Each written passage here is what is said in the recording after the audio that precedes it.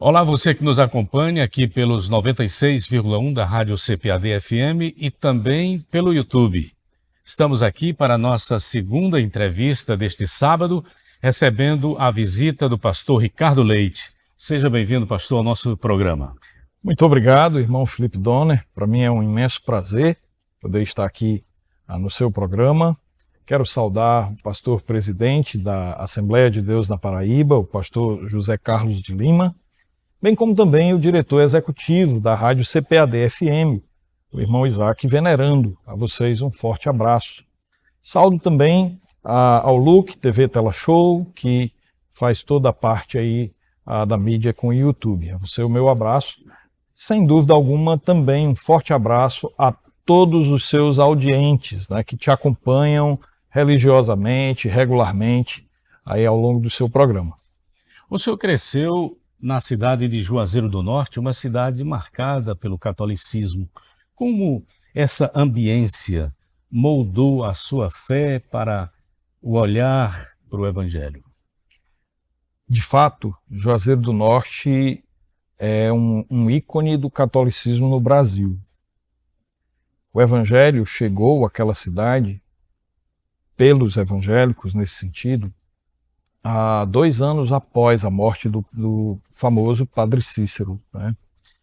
Isso ainda na década de 30. Eu sou da década de 70.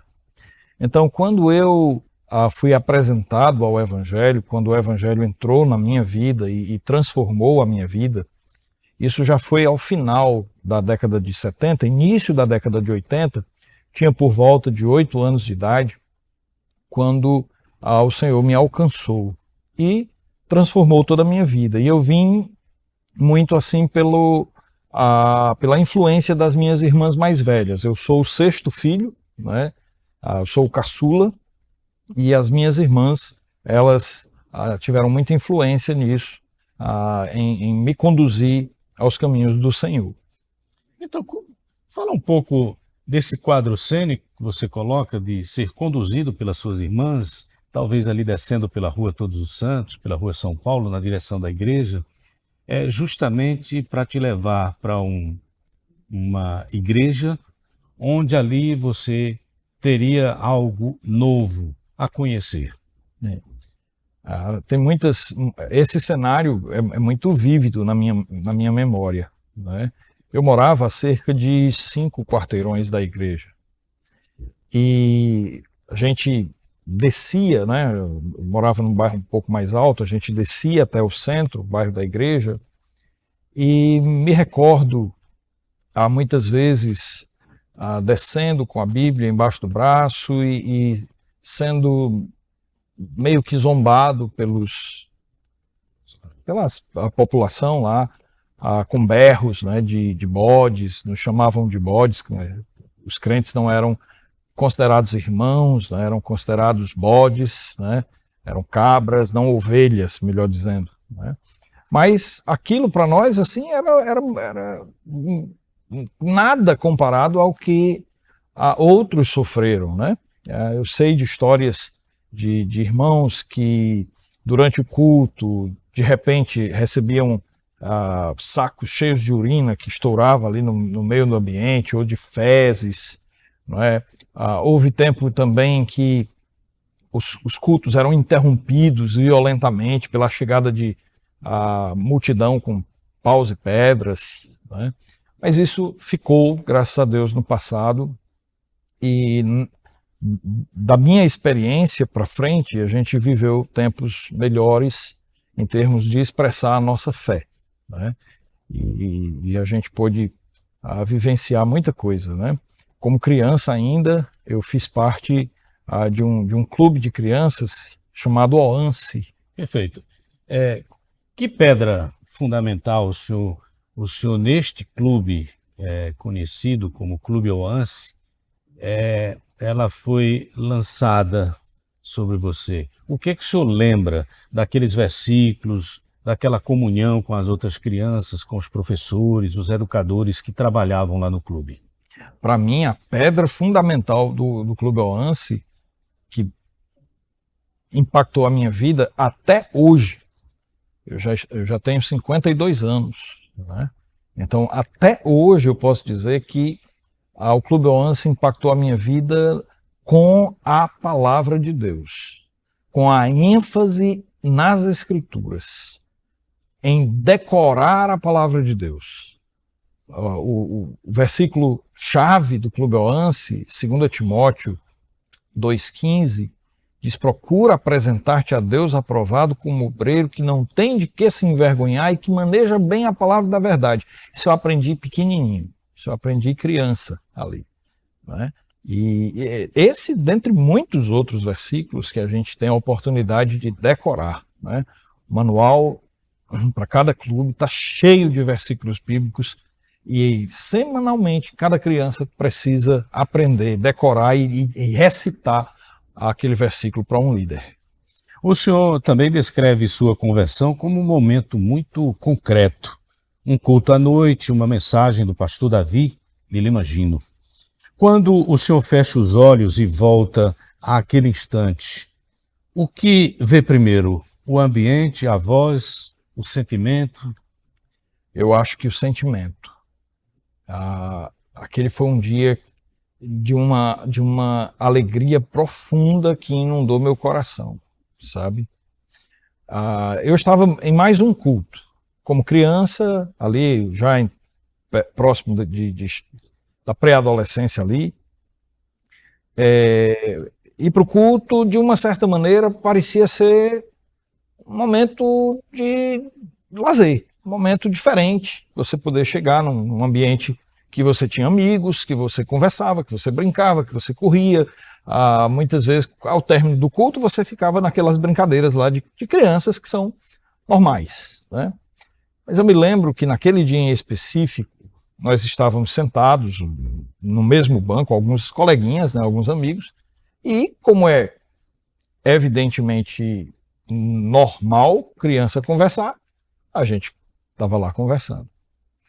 E eu recebi uma bronca do pastor, meu pastor na época era o pastor Davi de Lima Gino, e daquela bronca, eu me posicionei de forma diferente, passei a prestar bem atenção naquela mensagem, e foi aquela mensagem que falou ao meu coração e que me chamou a atenção da minha vida, e daquele momento em diante eu entendi a minha necessidade de Jesus Cristo para a salvação da minha vida, dos meus pecados. O senhor falava que foi, na verdade, uma conversa que o senhor teve com o pastor após o culto, né?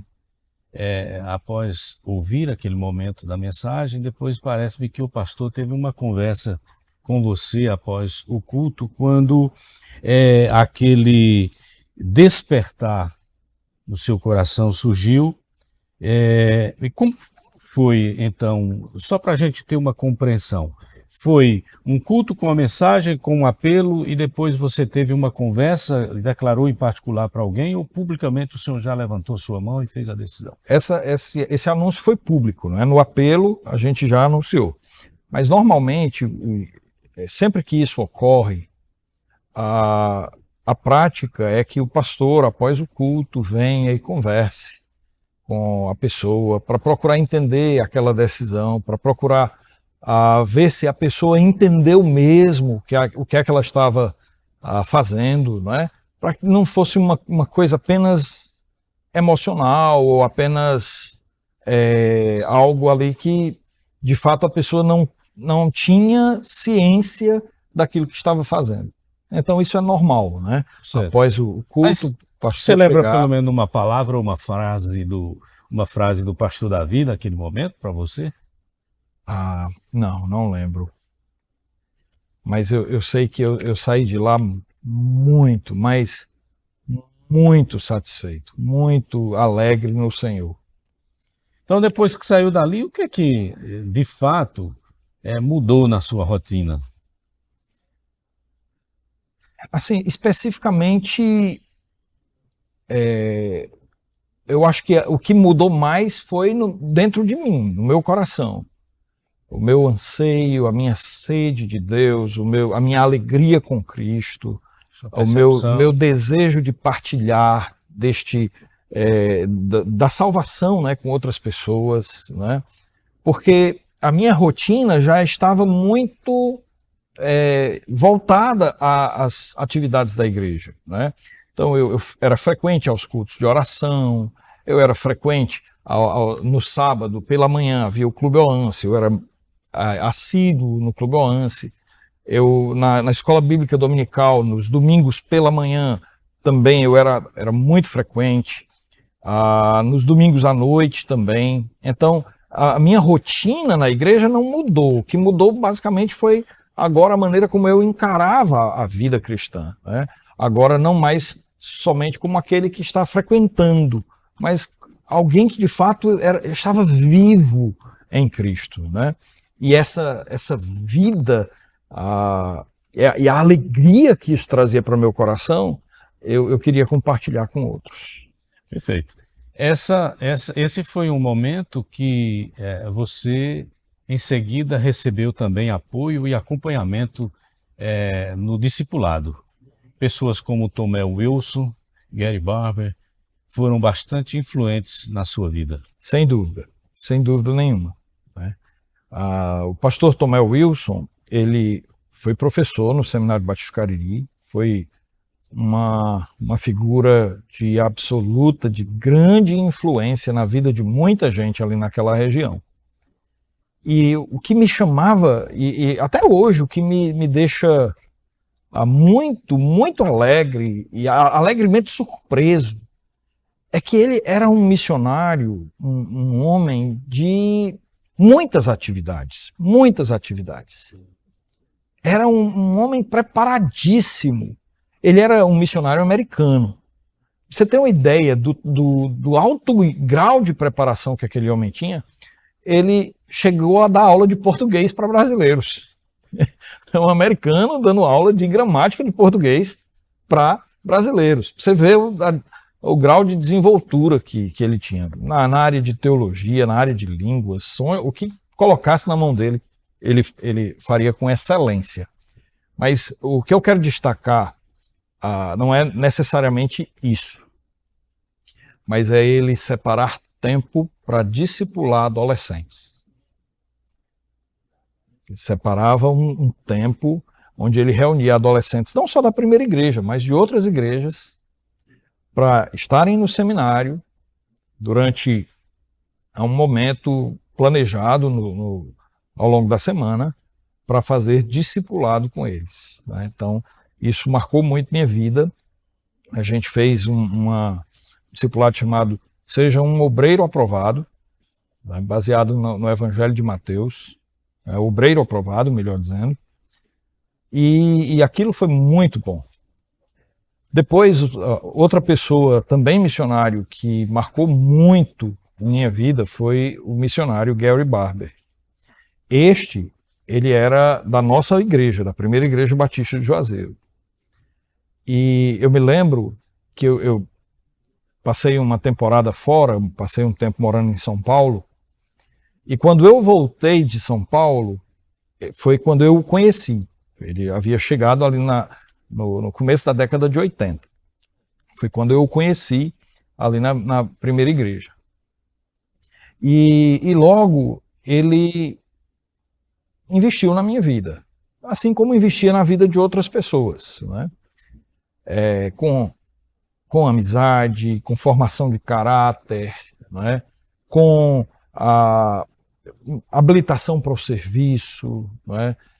Foi com ele que eu aprendi a amar o Ministério de Acampamentos, né? Trabalhei muitos anos com ele no Ministério de Acampamentos, e ministério que eu faço até hoje, né? Até hoje eu dirijo acampamento de jovens no Ceará 2 vezes por ano, tanto no mês de julho, de férias, quanto no período do carnaval. Ele foi uma espécie de mentor para você na adolescência? Sem dúvida alguma. Me mentoreou durante a adolescência, e eu posso dizer, sem sombra de dúvidas, de que o homem que eu sou hoje, não é, a forma como eu trato minha esposa, meus filhos, a forma como eu lido com as questões da vida, os problemas, as lutas, eu devo muito a ele, não é?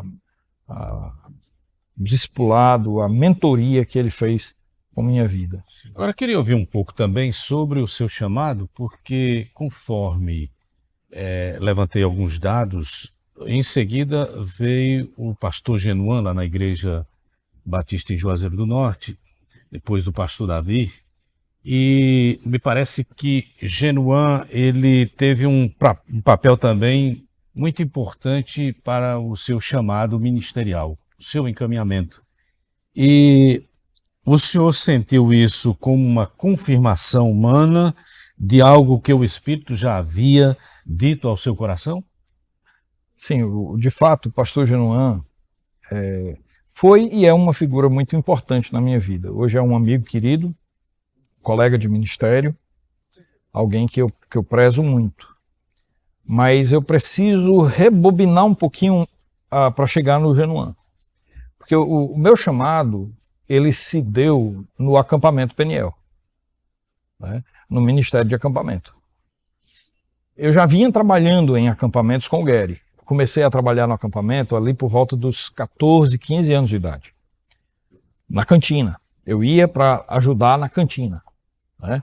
Então, às vezes, eu ficava o mês de julho inteiro lá no Iguatu, retiro de jovens, retiro de crianças, retiro de SUS e retiro dos americanos, ajudando ali na cantina, ajudando no em compras, o que fosse necessário de fazer. E sempre ao lado de Gary, na cantina, era ao lado do seu Lacerda, outra figura icônica lá do acampamento Peniel.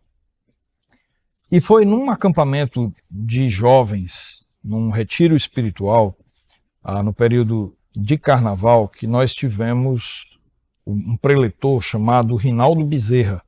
Ele é do Rio Grande do Norte, mas precisamente de Mossoró. E ele pregava para nós sobre o tema Separai-vos. E aí ele falava a respeito de a gente se separar do mundo, separação do pecado, que o tema sugere muito bem.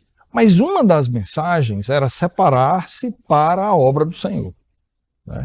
Perfeito. E aí foi nesta mensagem que Deus balançou minha vida para entregar minha vida ao Ministério Santo. Então, o seu pastor Genuan, na verdade, ele apenas reconheceu esse seu chamado. Exatamente. E fez o seu encaminhamento Exatamente. para... Então, isso foi por volta dos 17 anos, né?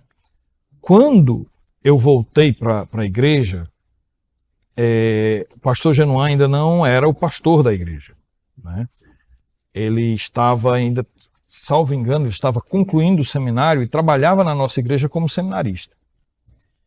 Mas, logo depois, ele assume o pastorado da primeira igreja, não é? E nesse meio tempo, o que acontece? Eu voltei do acampamento com aquela decisão de dedicar minha vida à obra do Senhor, porém tinha um trave, tinha uma barreira aí. Quando eu cheguei para conversar com a minha mãe a respeito disso, meu pai já não era presente conosco, então quando eu cheguei para conversar com a minha mãe, ela categoricamente colocou um balde de água fria sobre essa ideia, dizendo que não apoiava, não concordava. E assim, eu cria no meu coração que o Deus que me chamou mudaria o coração de minha mãe. E eu fiquei com aquilo guardado. Eu ainda estava no ensino médio, na época, então, 2º grau. E eu continuei estudando, fazendo curso que eu tinha que fazer, e orando, entregando isso nas mãos do Senhor. Eu tinha uma convicção, né? Enquanto todos os meus colegas no 2º grau começavam a pensar, eu vou fazer direito, eu vou fazer engenharia civil, eu vou fazer medicina, Na minha cabeça eu tinha muito claramente o que eu queria. Era sair do 2º grau e entrar no seminário para me preparar para a obra do Senhor. Agora, que o Seminário Batista do Cariri foi o seu caminho, ou o caminho a ser seguido para a sua formação teológica. O que você via nessa instituição que aliava a essa sua vocação? Eu acho que as vidas por trás do Seminário Batista do Cariri. O pastor Tomé Wilson estava lá, foi meu professor, pastor Davi de Limagine, que foi meu pastor, era o diretor do seminário, né? Pastor Genuan, depois professor no seminário, né? Então, o Gary, professor no seminário, e as influências desses homens, elas marcaram por demais, e então era o caminho natural, né? O Seminário Batista Cariri, ainda que houvessem outras instituições de ensino no Brasil, de longe era digamos assim, a que tinha muito maior envergadura acadêmica a nível nacional. Haviam alunos que chegavam de todas as regiões do país, desde lá do Acre, lá de Roraima, lá do Rio Grande do Sul.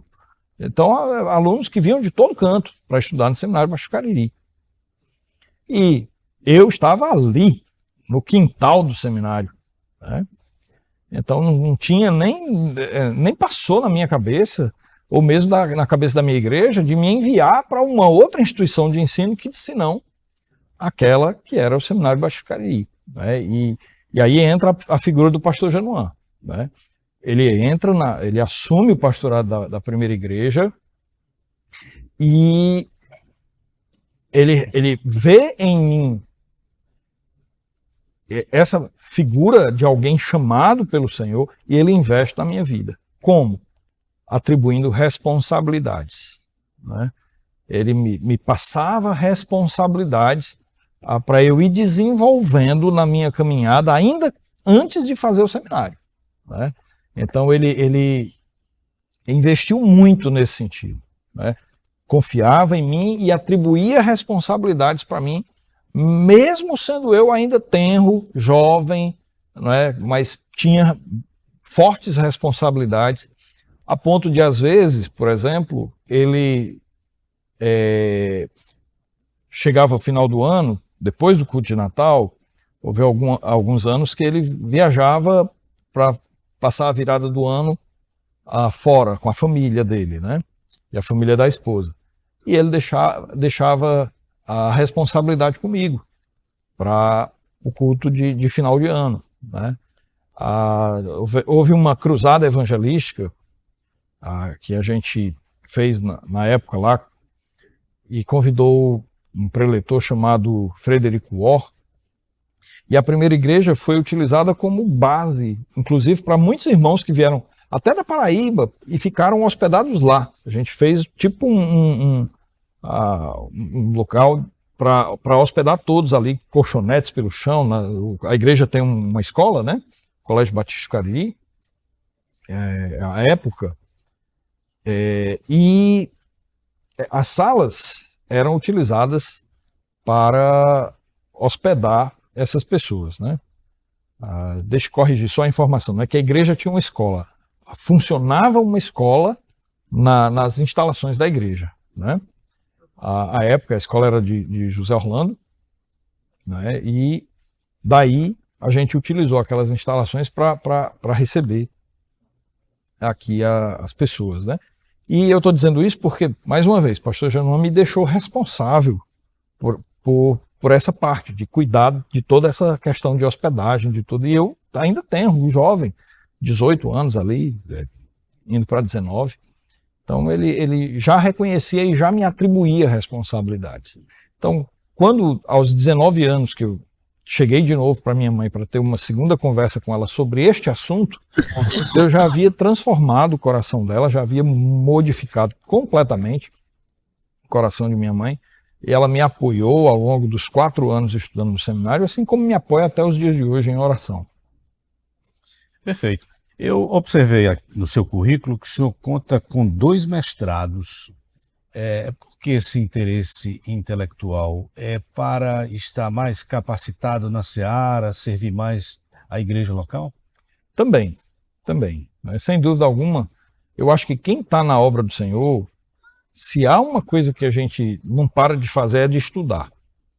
Por quê? Porque a gente constantemente precisa estar ensinando, né? Então, para você ensinar, você precisa estar afinado, você precisa estar antenado, estar sempre em sintonia com o que está sendo produzido, né?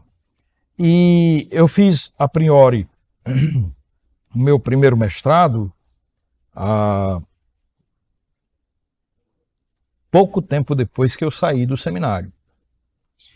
Eu tinha saído do seminário, eu me formei em 96. Então, fiz um curso de pedagogia, de licenciatura plena em pedagogia, e logo depois fiz esse mestrado em teologia. Contudo, à época, aquele mestrado ele não tinha o reconhecimento do MEC. Não haviam cursos reconhecidos a nível de teologia pelo MEC, né? Nem de graduação, nem de pós-graduação. Então, naquele primeiro momento, eu fiz o curso, concluí, fui diplomado, mas é curso chamado hoje, né, a gente chama de curso livre, tá? Então não tem aquela chancela, aquele peso de um diploma reconhecido. Posteriormente, voltando para a Juazeiro do Norte, depois de 15 anos de ministério, 10 anos aqui na Paraíba, mais ou menos 10 anos, e 5 anos em Natal, Deus nos leva de volta para a região do Cariri, para o lugar onde hoje eu estou. E lá eu tive a oportunidade, estou tendo a oportunidade de servir também no seminário e na Faculdade Batista do Cariri. E para ensinar na Faculdade Batista do Cariri, eu precisava de um curso reconhecido. Não podia ser um curso livre. Por essa razão, então, mais uma vez, eu ingressei numa instituição de ensino, na Faculdade Batista do Paraná, fiz um mestrado lá em Curitiba, mestrado em teologia, para poder exatamente ter essa qualificação que me habilitasse a servir nesse ministério, né? A gente encara como um ministério de ensino na Faculdade Batista do Cariri, onde eu atuo hoje como professor, como coordenador e diretor acadêmico. O senhor ocupa também hoje o pastorado da Primeira Igreja Batista de Juazeiro do Norte, que foi a sua igreja onde você nasceu, onde você cresceu, e você também acaba de afirmar que é professor lá na faculdade, também coordena em cargos de gestão e tal. Como é que o senhor consegue equilibrar o púlpito e a sala de aula? Em que medida um sustenta o outro? Isso é uma boa pergunta. De fato, é algo muito exaustivo. Pastorado envolve púlpito, mas não é só púlpito, né? A gente lida com vidas que têm suas demandas, nas quais muitas vezes a gente é pego em horas das mais diversas possíveis, né? A necessidade, quando ela surge, ela não escolhe agenda, né? Eu tenho uma vaga nesse horário, então deixa para ter problema nesse horário aqui, né? Então eu já tive situações de tentar resolver um conflito de um casal, por exemplo. Eu chegava lá de 7 horas da noite, voltava para casa de 1 hora da manhã, né, tentando conversar e aconselhar e coisas assim. Então, de fato, essa dupla jornada, esse bivocacionalismo, né, que você tem a igreja e tem um outro ministério também, no caso o seminário, no caso a docência, demanda muito de nós. Mas eu gosto de pensar da seguinte forma, e eu acho que não é gosto de pensar, eu preciso até corrigir essa declaração. Eu vejo que quem dá a nós a capacidade para realizar alguma coisa é Deus. Então, o ministério pastoral e o ministério docente, seja em sala de aula, seja na gestão, aí eu gosto de pensar que não sou eu que estou fazendo. Eu tenho certeza que não sou eu que estou fazendo. Que é o Senhor quem me habilita, quem me capacita, quem me dá energia, quem Inclusive também coloca pessoas que me ajudam, né? Porque eu nunca faço nada sozinho, né? Eu sempre conto com uma rede de apoio. Na igreja, hoje eu estou só, né? Era um ministério compartilhado até o ano passado, então era mais fácil. Hoje estou só, mas estou só entre aspas, porque eu tenho 9 diáconos. Eu tenho 9 diáconos que estão ali me ajudando, me auxiliando, me animando, né? Correndo junto comigo essa carreira que nos está proposta. E na faculdade também eu tenho toda uma equipe de trabalho que me ajuda, que está lá, não só de professores, mas o corpo técnico também, que nos ajuda constantemente aí. Ao servir em diversas igrejas, qual foi a experiência que mais lapidou o seu caráter pastoral? O senhor serviu igrejas na Paraíba, no Ceará. O que poderia dizer sobre isso? Eu acho que cada igreja por onde eu passei foi uma escola. A primeira igreja que eu pastoreei, eu ainda estava no Seminário Batista do Cariri, no meu 3º ano. Foi a Igreja Batista Regular no Icó. A igreja tinha passado por um momento muito difícil. Ela havia perdido seu pastor em um acidente. Ele foi atropelado, né, quando ia fazer uma visita. Ele foi atropelado. Esse pastor Lira, Pai do pastor Genoa. é o pai do pastor Genoa. Né? E então, eu sou indicado para ir para aquela igreja, enquanto estava ali no seminário, e eu passo um ano servindo ao Senhor ali. E sem dúvida nenhuma, ali foi minha primeira escola prática, digamos assim. A gente tem o trabalho prático no seminário, desde o primeiro semestre de estudo, mas nada comparado quando você tem a responsabilidade de liderar a igreja, né? Considerando todas essas igrejas que o senhor passou, é possível resgatar alguma história que lhe marcou profundamente? Sim. Eu já citei a questão lá que ocorreu em Icó, com o atropelamento do pastor. Eu me lembro também, numa noite de Natal, nós estávamos na ceia de Natal com uma família da igreja, quando de repente meu telefone toca e eu atendo, e era uma irmã da igreja citando a morte da mãe dela. E aí a gente pausa tudo, né? E eu preciso sair para dar assistência à família, cuidar de alguns procedimentos, abrir a igreja para receber o corpo. Isso exatamente no dia de Natal, né? Então, e a gente tem que trabalhar o coração dessas pessoas, dessa família enlutada, numa data tão marcante quanto essa. Então, aquilo também mexeu um pouco conosco, né? Cada igreja teria alguma coisa assim que poderia citar, né? Na primeira igreja batista lá de Juazeiro do Norte, qual tem sido a alegria mais evidente do seu ministério? Algo que confirma dia após dia no chamado? Eu creio que o meu corpo de diáconos tem sido, principalmente alguns deles, ver o crescimento deles, o envolvimento deles em liderança, comprometimento deles com a obra do Senhor.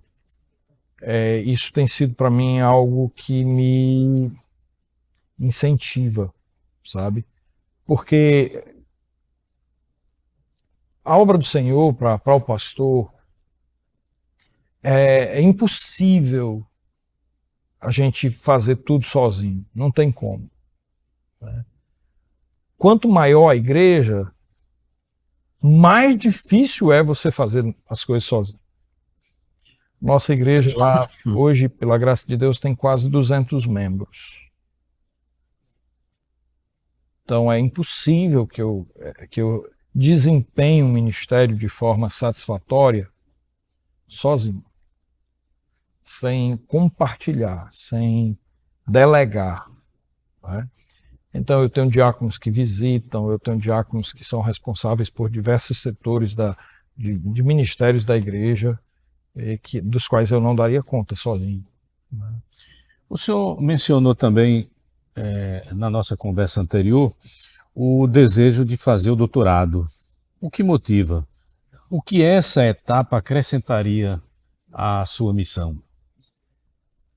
Seria mais digamos, um passo que que agregaria valor ao meu ministério na faculdade, né? Doutores em uma faculdade traz peso para a instituição. Mas, para além disso, eu acho que é uma realização pessoal, né? Algo de você continuar trilhando essa caminhada acadêmica que você está envolvido, né? Então, seria só o próximo passo das minhas andanças acadêmicas, né?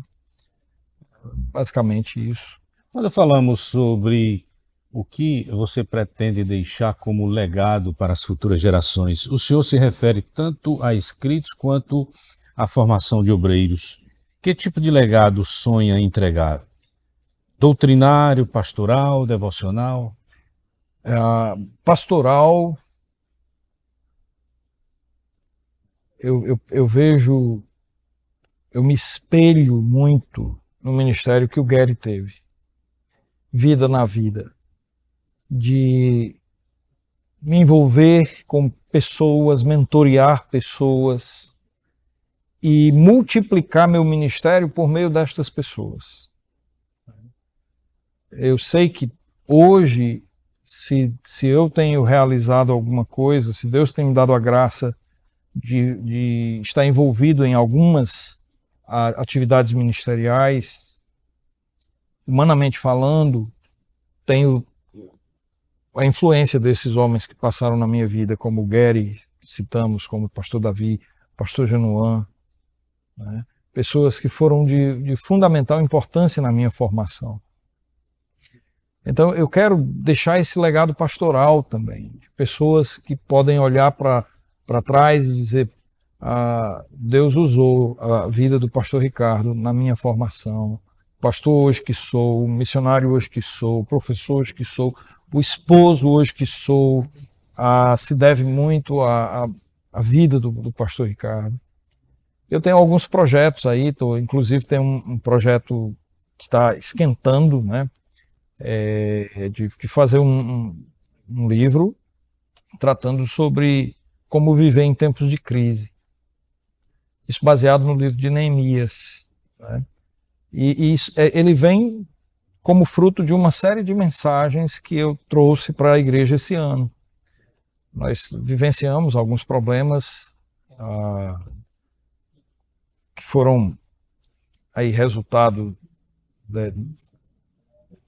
de algumas questões envolvendo o ministério anterior, o pastor anterior. E a gente trouxe então essa série de mensagens, basicamente tratando sobre como é que o coração piedoso lida com as crises, como é que a gente vivencia as crises, né? E aí eu quero escrever isso.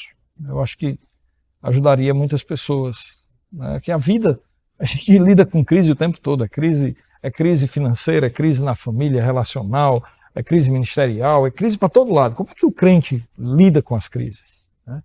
Então, baseado na história de Neemias, né, na narrativa do livro dele, a gente tem um foco em cada capítulo. Então são 12 lições aí que a gente quer depois transformar em texto.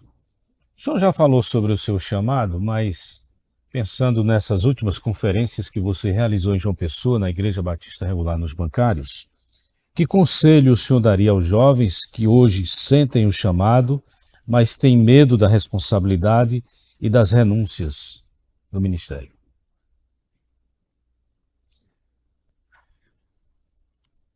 Não olhe para trás. Vou citar uma frase que eu ouvi ainda jovem do missionário Marcos Wilson. Persevere em perseverar. Se Deus tem te chamado, persevere em perseverar. Se você vai enfrentar lutas, persevere em perseverar. Se há obstáculos pela frente que podem te desanimar do ministério, persevere em perseverar. Deus não nos tem chamado para uma vida assim, para um voo de brigadeiro. Há muita turbulência pela frente. Porque nós não estamos lutando contra questões meramente humanas. A nossa luta é contra o reino das trevas, aí, contra as forças espirituais do mal nas regiões celestes. E pode ter certeza que no ministério a gente sempre vai ser foco do inimigo. Então sempre vamos ter luta. Persevere em perseverar. O senhor também tem uma frase muito marcante: cada gota do meu esforço seja sempre para a glória de Deus. Amém. Inclusive o senhor repetiu ela nestas últimas conferências. Que experiências de vida moldaram esse senso de entrega total? Acho que primeiro o entendimento, né? Primeiro a compreensão das Escrituras. A palavra de Deus, de Gênesis a Apocalipse, mostra que existe um centro na nossa vida, e esse centro é Deus.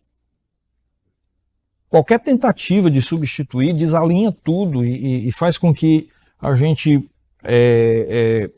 viva caoticamente. Então, quando a gente olha para a palavra de Deus, a gente vê que é tudo para Ele, porque dele, por Ele, para Ele são todas as coisas. Se eu como, se eu bebo, é para a glória de Deus. Se eu falo ou ajo, é para a glória de Deus. É tudo para Ele.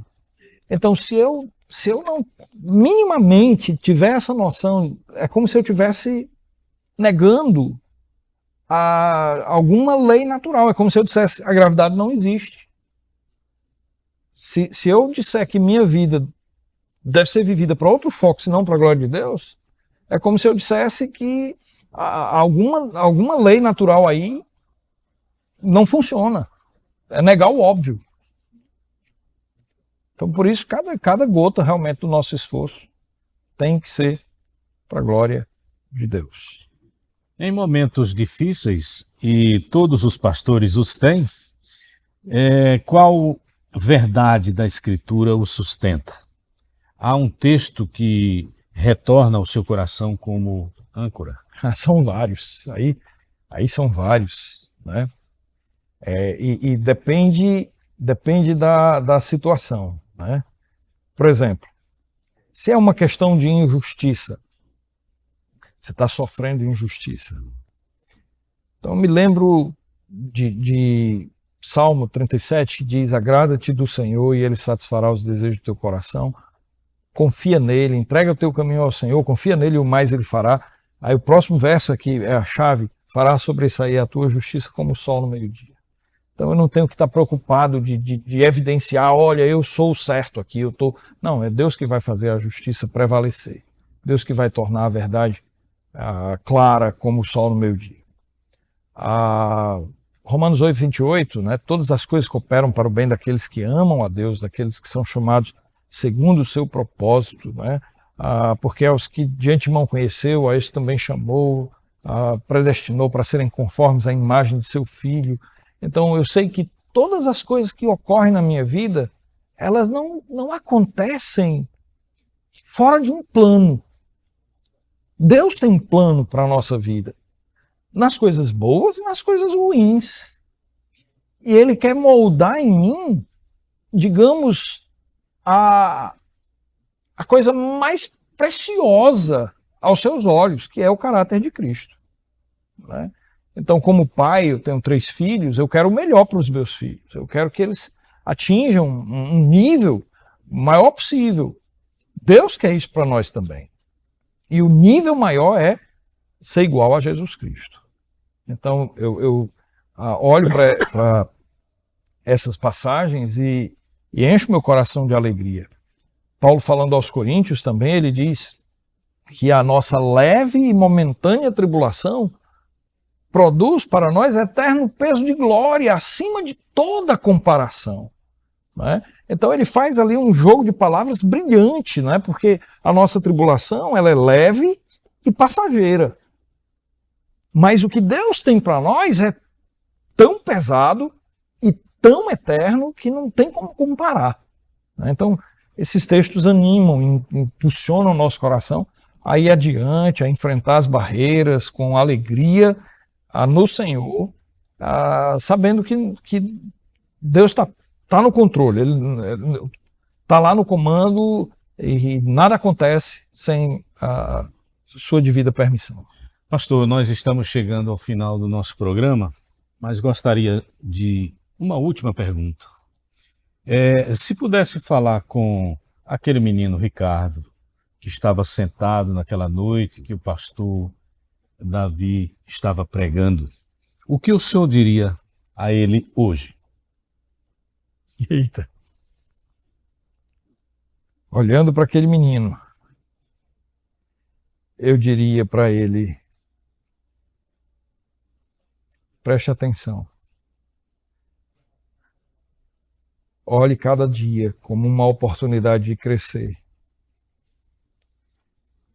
Não se distraia com coisas que realmente não agregam valor à sua vida. Siga em frente, olhando para Cristo. Algumas coisas na sua vida podem não ser pecaminosas, mas talvez atrapalhem sua caminhada. Então, se desvencilhe de todo peso que seja peso morto, para você se concentrar naquilo que realmente importa. Pastor Ricardo, ouvir sua trajetória é perceber como Deus costura vocação, caráter, palavra e missão numa mesma vida. Sua história é marcada por fidelidade, não apenas a sua, mas a do próprio Deus que o alcançou ainda criança. Muito obrigado por compartilhar conosco o que Deus fez, o que Deus tem feito e o que ainda fará em sua vida. Eu que agradeço o privilégio de poder estar aqui e de talvez influenciar alguma vida de alguém que eu nunca vou ver na vida, mas que um dia, quem sabe, lá no céu a gente se encontra e alguém vai dizer: sabe, pastor, aquele dia suas palavras influenciaram minha vida. E esse é o legado, né? De poder influenciar pessoas para a glória de Deus. Muito obrigado. Agradeço. Nós temos cookies feitos pela professora Inúbia, porque nós tratamos muitíssimo bem os nossos entrevistados. Muito obrigado, irmã Inúbia.